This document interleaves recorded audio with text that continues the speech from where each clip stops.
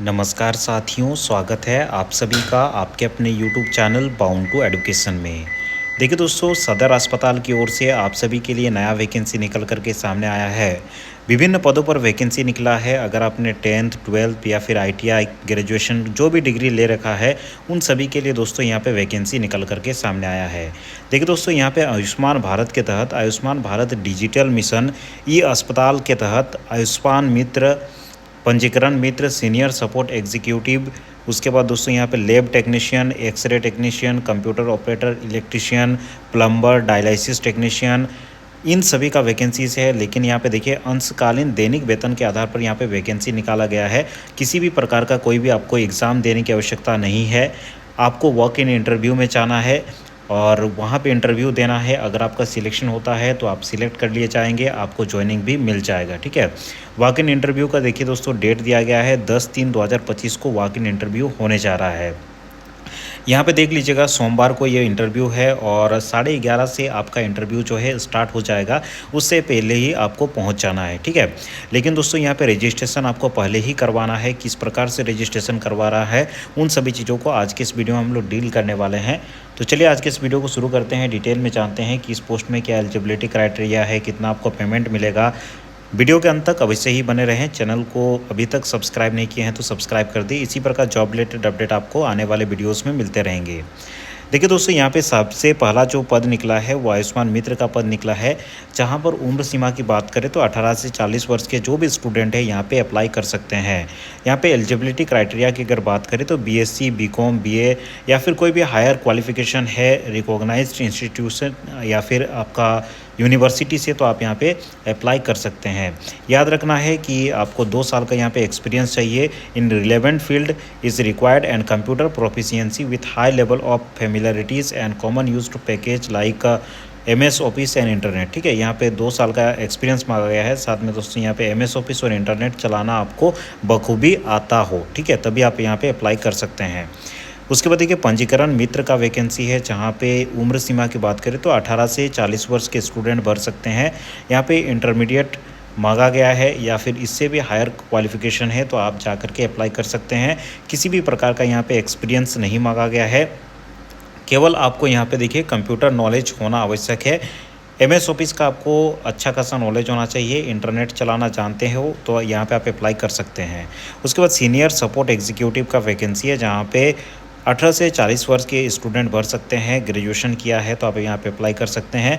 लेकिन दोस्तों याद रखेंगे, 2 साल का एक्सपीरियंस मांगा गया है। ठीक है, और यहाँ पे देखिए IT सपोर्ट वगैरह आपको आना चाहिए। ठीक है, तो ये सब थोड़ा सा देख लीजिएगा। इस नोटिस को एक बार डाउनलोड करके आप अच्छी तरीके से जितने भी एलिजिबिलिटी क्राइटेरिया मांगा गया है उन सबको पढ़ लीजिएगा।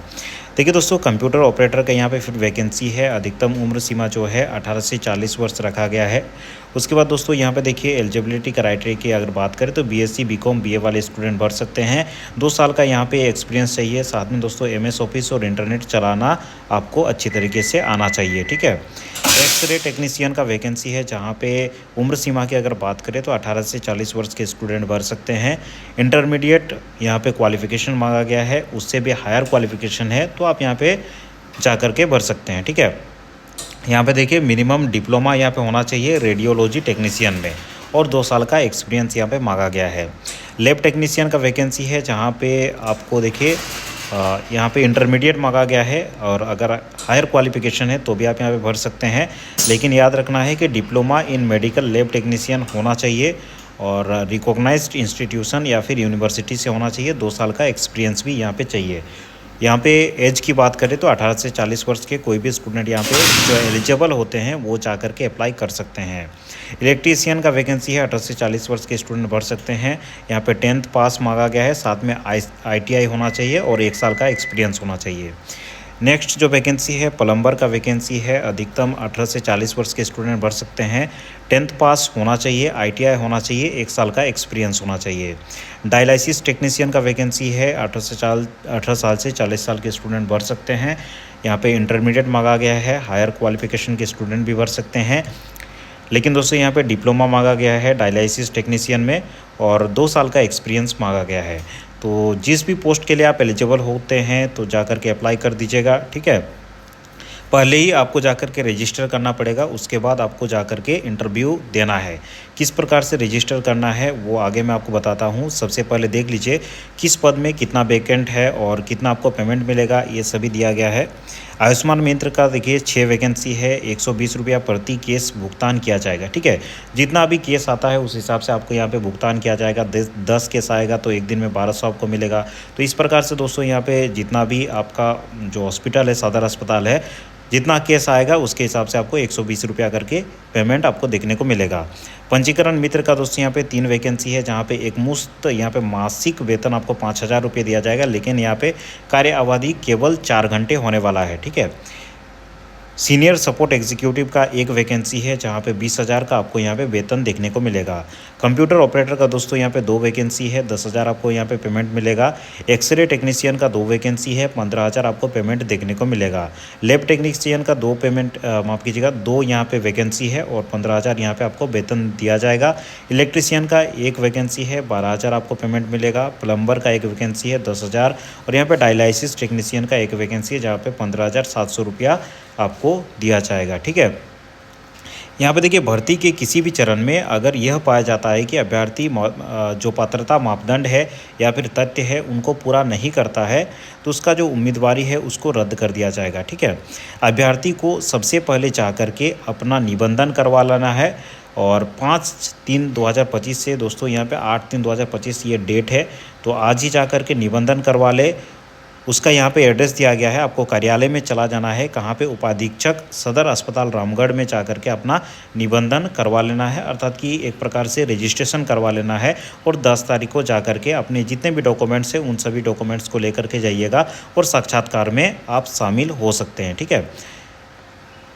यहाँ पे क्या क्या चाहिए वो भी दिया गया है। निबंधन अवधि में सभी अपना बायोडाटा लेकर के आएंगे। शैक्षणिक योग्यता एवं अनुभव प्रमाण पत्र आपको लेके आना है।